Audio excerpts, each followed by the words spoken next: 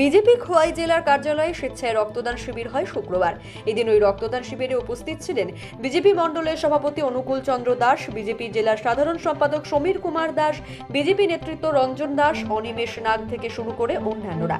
এদিনের রক্তদান শিবিরে 40 জন স্বেচ্ছায় রক্তদান করেন। আজকে আমরা 25 কয়মণ্ডল বিজেপি কয়মণ্ডল কমিটির আমাদের একটা জেলা অংশে আমরা একটা রক্তদান শিবিরের আমরা আয়োজন করেছি।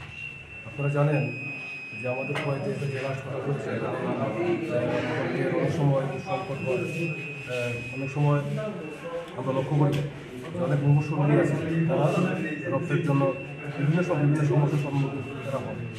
আমরা কয়মণ্ডল থেকে আমরা সিদ্ধান্ত নিলাম যে আমরা একটা ব্লাড ডোনেশন ক্যাম্প করে যাদের রক্তের বিশেষ প্রয়োজন তাদেরকে সহায়তা করার একটা উদ্যোগ আমরা নিয়েছি, যার পরিপ্রেক্ষিতে আজকে আমরা কয় জেলা অফিসে আমরা এই রক্তদান শিবিরের আমরা আয়োজন করেছি।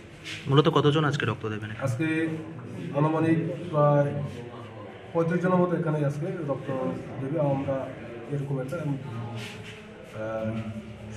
সবার সঙ্গে কথাবার্তা বলে আমরা 35 জন ডোনারের ব্যবস্থা এখানে করছি। Thank you. Bureau report, Duronto TV.